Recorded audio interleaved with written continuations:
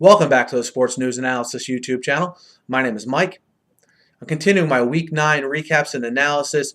The trio of games recapped in this video are from the 1 p.m. window today in Week 9. The Jets, Saints, Chargers, Redskins, and the Cowboys and the Vikings. And, let's get right to it here with the Chargers and the Redskins. Certainly the game of the early window here in the NFL. 30-24, the Redskins winners in overtime.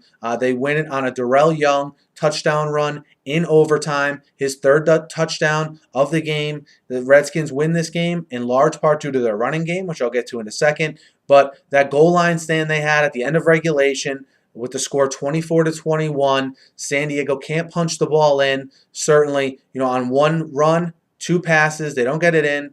They tie the game with a field goal. They go to overtime. Robert Griffin and that running game lead a drive down the field, capped by the Young touchdown run. It was a first possession in overtime, but it was a touchdown, so the game ended right there. And certainly Griffin, 290, no touchdowns, one interception, but the story was the running game. Over 200 yards for the Redskins. Alfred Morris, 120 of those. And you had two timely interceptions by that Redskins defense. So although they didn't do good from a yardage standpoint today, they get the big plays when they need it. And again, most notably that goal line stand, which Redskins fans will be talking about if this team makes a run here, because that totally saved their season, that goal line stand today against the Chargers. Redskins move to 3-5. They'll travel to Minnesota next week, and the Chargers move to 4-4, and now they have a huge game to stay in the wild card hunt at home next week versus Denver coming off a bye. The next game here, guys, the Saints and the Jets. The Jets with an upset here, 26-20 at home. They beat the Saints. And again, another game defined by the running attack. And this one was this game, the Jets dominated in the running game, 198 yards on 36 carries, 139 of those from Chris Ivory. Geno Smith, only 115 yards passing. He didn't need to throw for any more than that. He needed to take care of the ball today. He did that with no turnovers today. And for a team that was minus 12 in the turnover battle coming into this game overall in the season, to get two interceptions of Drew Brees and to not turn the ball over themselves was the difference, because Brees threw for 380 yards despite not having Marcus Colston for the whole game. Darren Sproles left with a concussion. Jimmy Graham was out for parts of this game as well.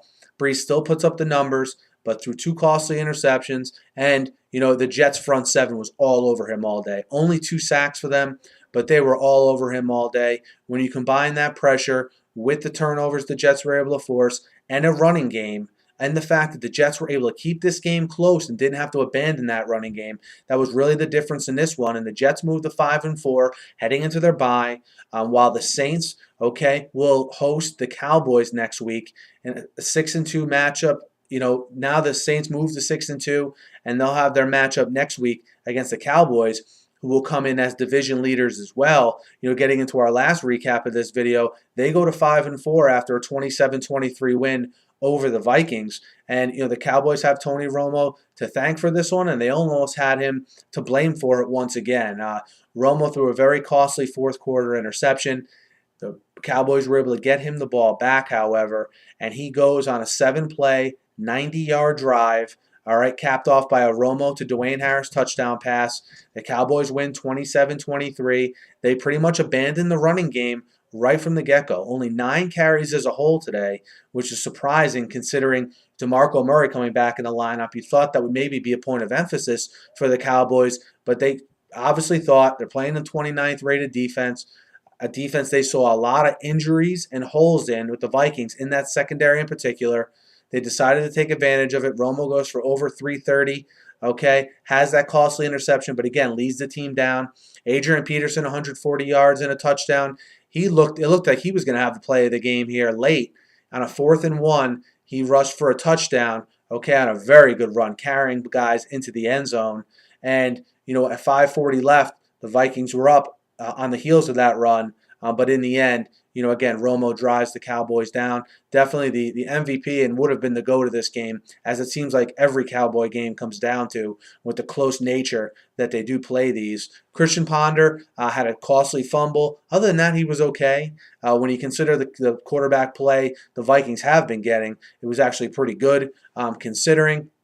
Yeah, Vikings defense really banged up, especially in the secondary as they host the Redskins coming up here on Thursday night at home. They're 1-7 and they're off to their worst start in franchise history. The Cowboys go to 5-4, and the Cowboys now have to travel to New Orleans in a tough matchup. Again, two division leaders, okay, but a tough matchup for the Cowboys certainly going in to New Orleans, and you have the whole Rob Ryan playing against his former team, sideshow, which I'm sure people will be talking about here in the days leading up to that game. But that's the recap of these 3 games from the early 1 p.m. window, guys.